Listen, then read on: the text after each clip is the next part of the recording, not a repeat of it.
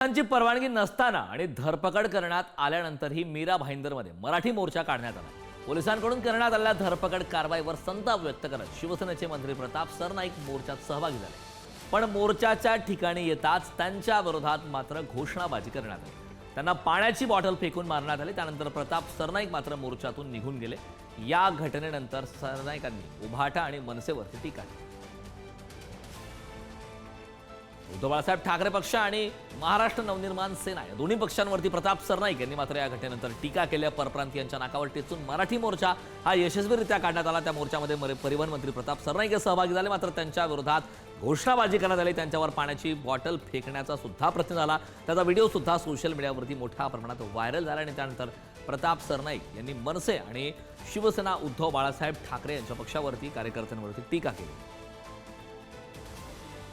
मीरा भाईंदरमध्ये हा मोर्चा निघाला। मात्र अधिवेशनाचं कामकाज सोडून प्रताप सरनाईक हे मात्र या मोर्चामध्ये सहभागी झाले आणि त्यानंतर हा संपूर्ण प्रकार घडला।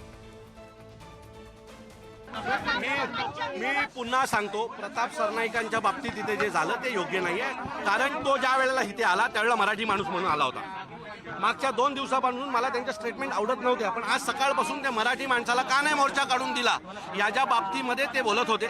सो जर एखादा माणूस मराठी माणूस म्हणून जर एखादा मोर्चा देत होती, कारण मी त्यांची टीव्हीवर एक बाईट ऐकली, त्यात ते म्हणाले मी आमदार आणि मंत्रीची चादर बाजूला काढून मराठी म्हणून इथे आलेलो आहे। सो मला असं वाटतं की जर एखादा मराठी माणूस आपल्या सोबत येत असेल तर त्याला प्रेमाने घेतलं पाहिजे। बाटलीने तर चपलीने मारलं पाहिजे त्याला, कळलं की नाही? त्यांची लायकीच ती आहे।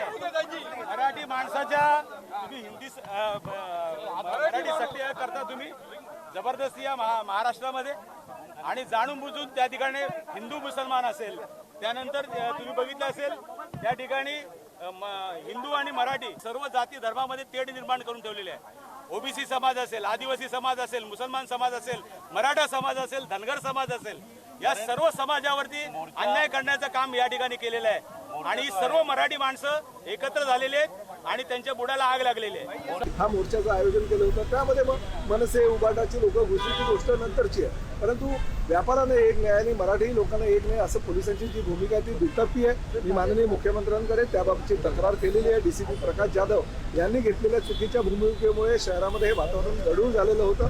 माननीय मुख्यमंत्र्यांनी ताबडतोब त्यावर कारवाई करण्याच्या सूचना मला केलेल्या आहेत।